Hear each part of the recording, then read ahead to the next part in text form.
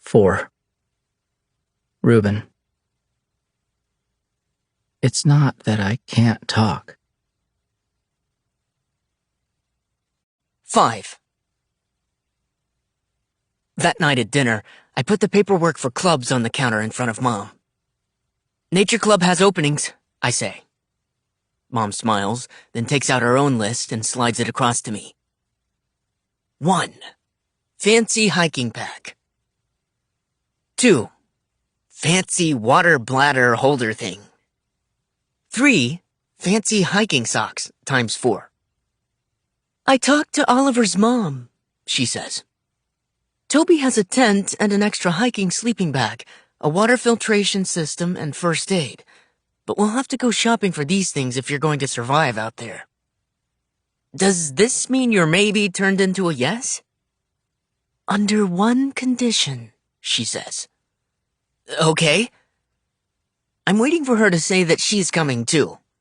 We're going to get matching hiking packs, share a fancy water bladder holder thing, and sleep head to toe in our own tent. But she doesn't. She says, "You have to stick with Nature Club. 3 days a week for the rest of the year. No quitting, because when you're out there in the woods, you can't quit on Oliver."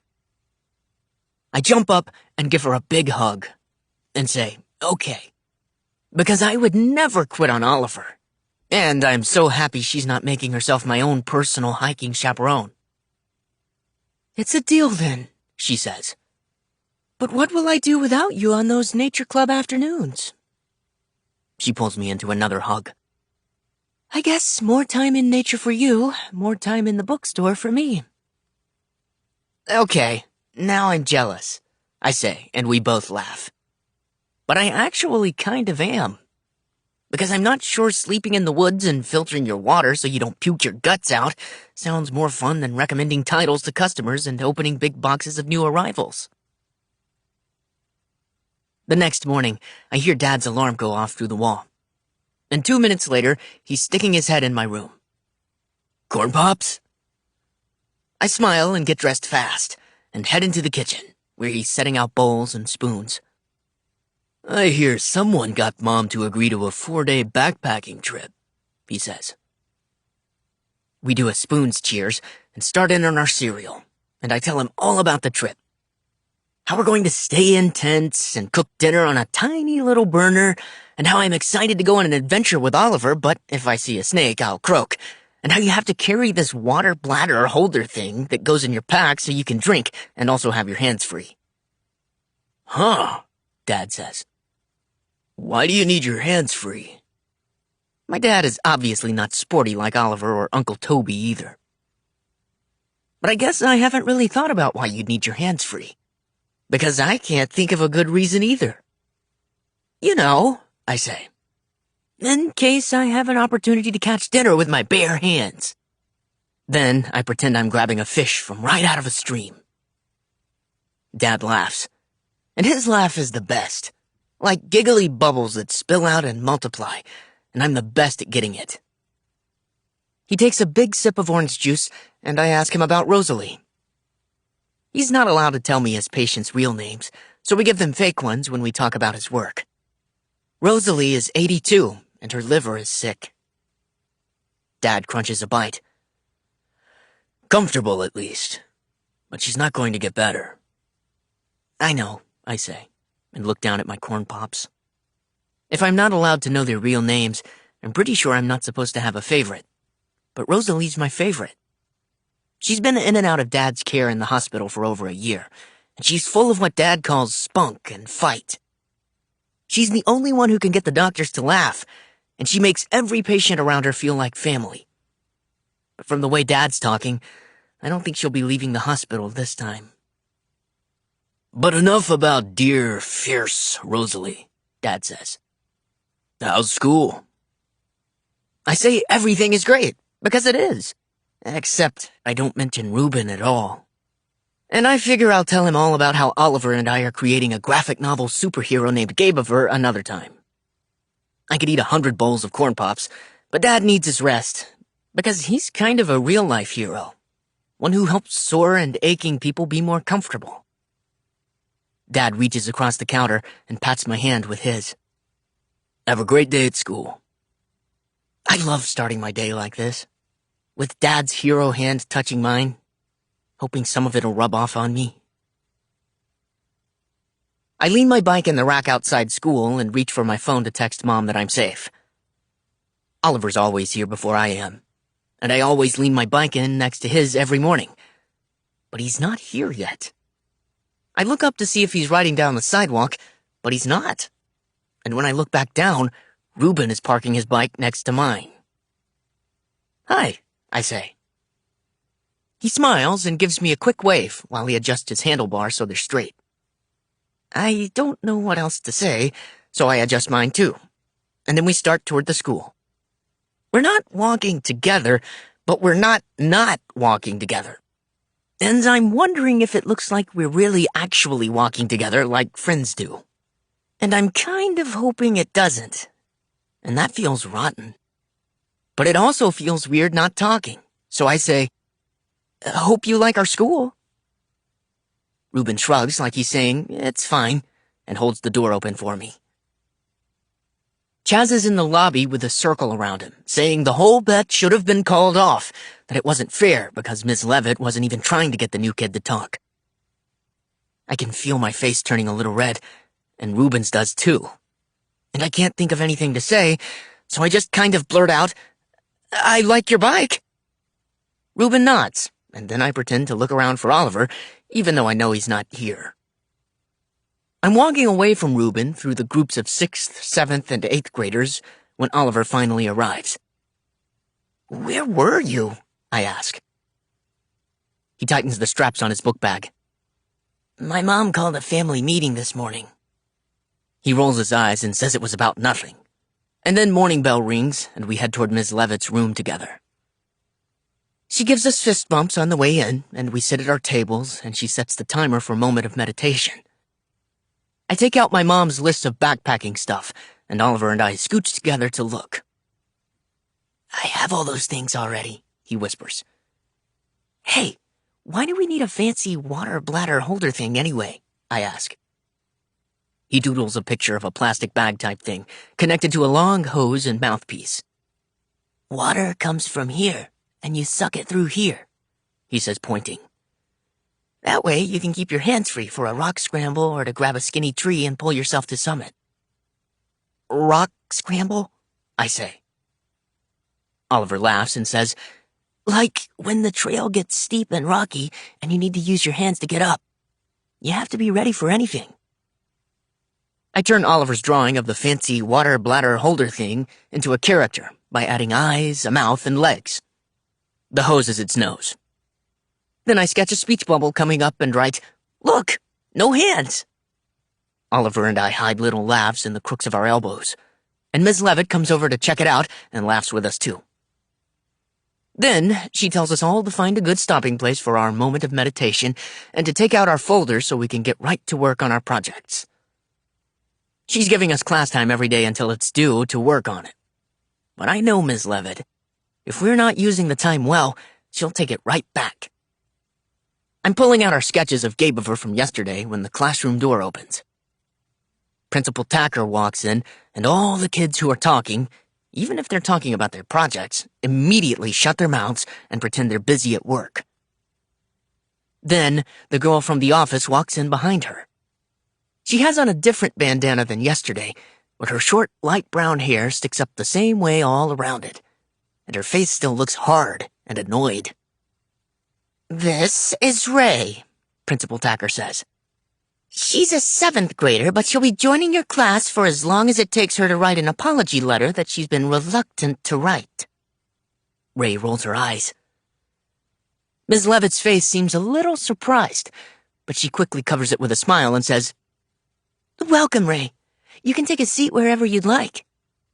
Then she asks Principal Tacker for a word in the hallway.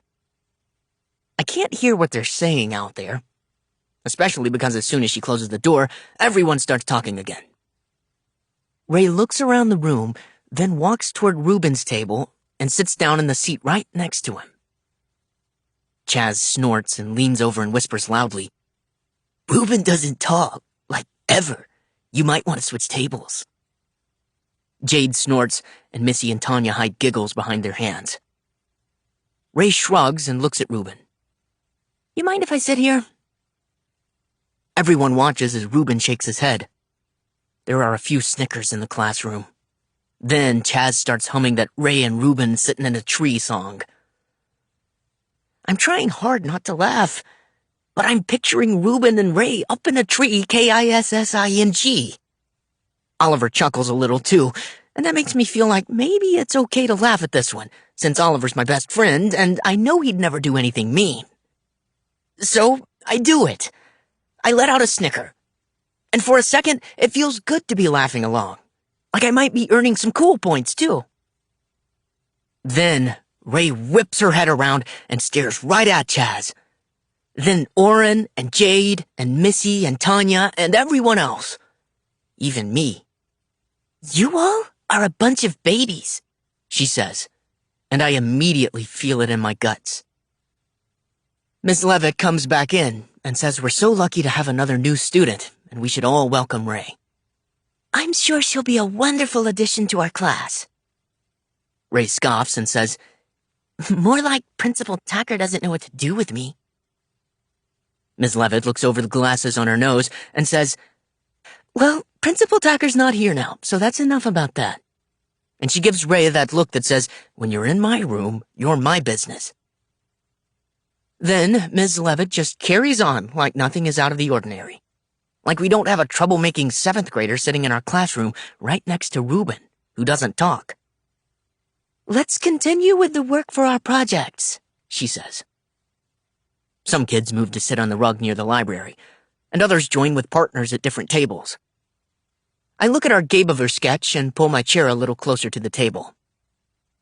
Then Oliver nudges me and points at Ray. She's leaning back in her chair with one knee against the table, talking to Ruben. "Have you decided what you're doing for your project?" she asks him. Ruben nods.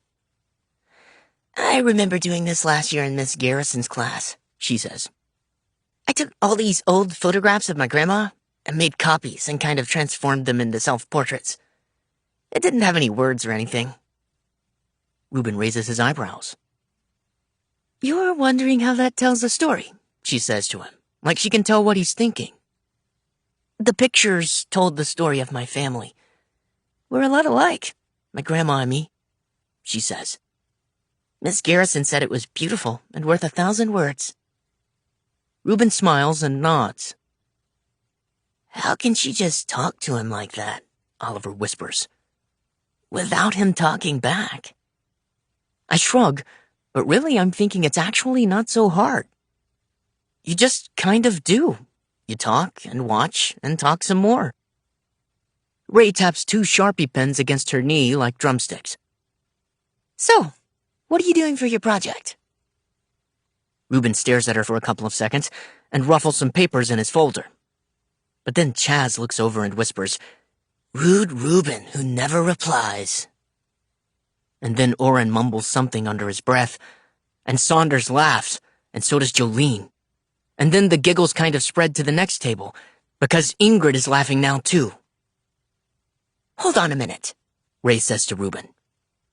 She stands up and gives Chaz another look, then sits back down next to Ruben and asks, "Are they always like this?" And I'm wondering if she means me too when she says they. Ruben nods, and then he points to the blank piece of paper in front of her. The paper she's supposed to be writing on so she can get back to her 7th grade class. "I'm not actually going to apologize for what I did," she says. He taps the paper and raises his eyebrows again in a question. Then she leans in and starts whispering to him. I try to block out all the other sounds in the room of people working on their projects and hear just her, because I really want to know what she did to get sent out of her class and into ours.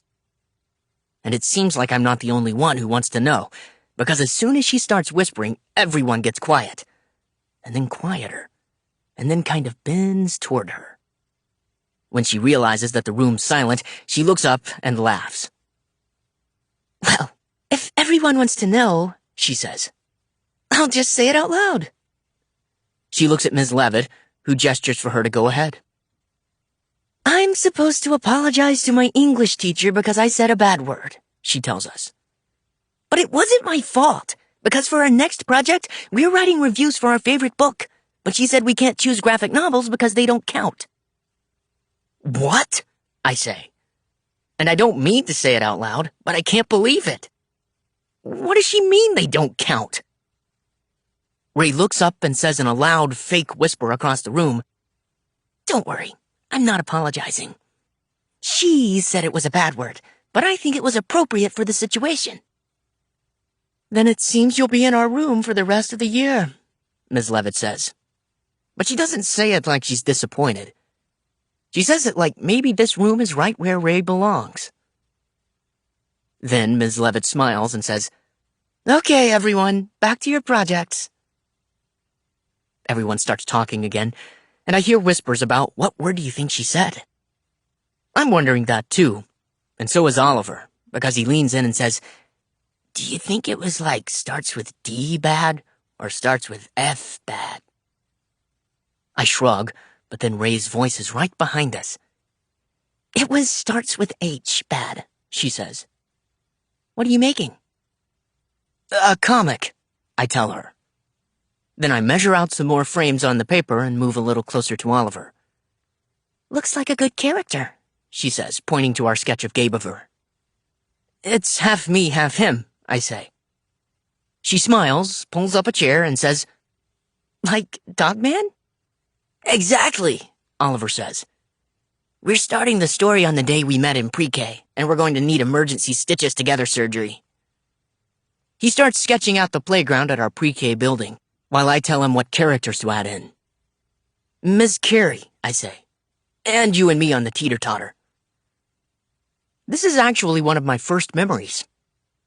I remember my mom came 10 minutes early for pickup. I saw her car pull in, and she watched us on the playground until another mom showed up. Then she got out and stood by the edge. One by one, kids left with their grown-ups, but I begged Mom to stay just a little longer because I had never been brave enough for a teeter-totter before.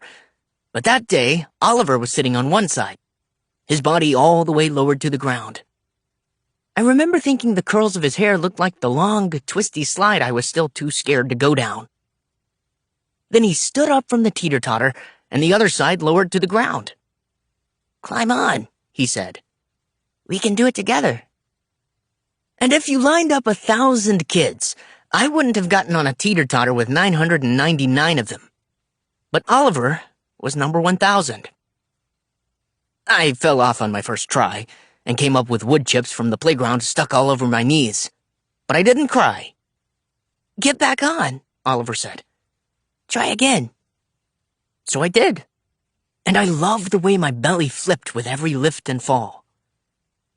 Pretty soon it was just us two left, and Ms. Carey told my mom she was welcome to take me home, and she would wait with Oliver for his mom. Oh, that's okay, Mom said. What's a teeter without a totter? We've been best friends ever since. Ray's still watching us work, and she says it's a good beginning, but we need a crime or a mystery or something, as if we don't know that already. She returns to her spot next to Reuben, and we spend the whole period sketching our pre-K playground. And when the bell rings, Ms. Levitt says she'll see us tomorrow. I watch Ray zip up her book bag. What do we have now? She asks Reuben. Science? He shakes his head. Gem? He shakes again. I hear Chaz kind of snickering. Then he says, For a silent guy, he sure has a chatty girlfriend. Ray whips around and says, I'm getting the feeling you could benefit from a little more silence. That shuts Chaz up pretty quickly. Then she turns back to Reuben. Math? She says. He nods. Great. See you there. Then she heads out the door ahead of him. At the end of the day, Oliver says he's going to practice some free throws on the playground court, and I head to the office to give Miss Phillips the form so I can start Nature Club. I'll get these processed and let Mr. Jasper know to expect you Monday, she says. They meet in the gazebo by the playing fields. I nod thanks, and as I'm turning to go, Oliver's mom comes into the office. And before she even has time to notice me, and before I can even say hi, she's holding out her hand, palm up toward Ms. Phillips. I'm here for Oliver Quick's cell phone. Somebody here took it from him yesterday. Let me get Principal Tacker for you, Ms. Phillips says. Oliver's mom looks different. Her hair is longer, maybe, or grayer, and I realize I haven't seen her in a long time.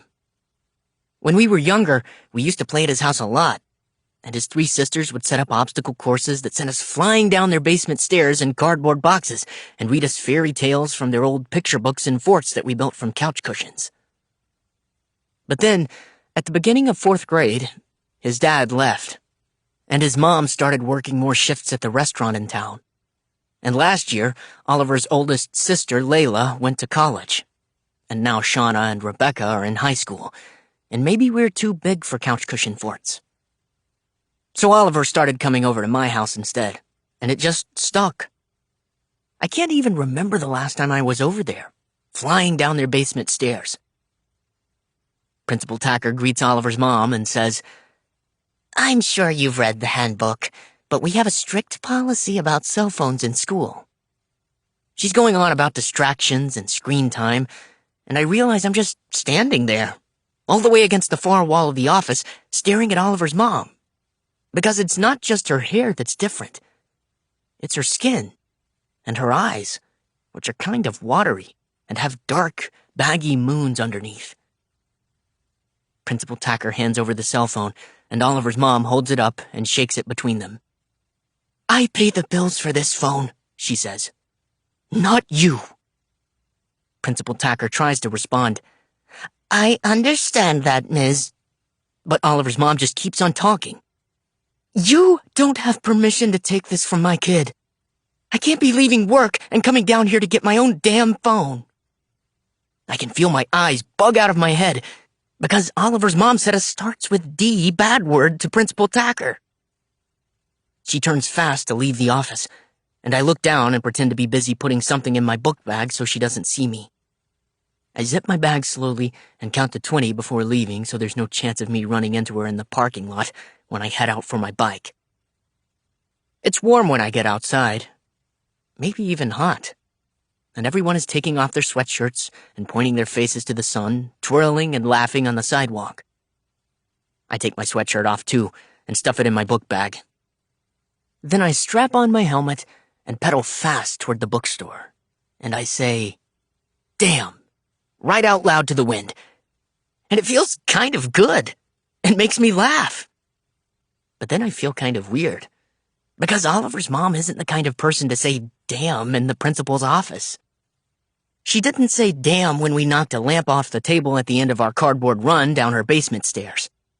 Or when we dripped red popsicle on one of her blankets that we draped over our living room fort.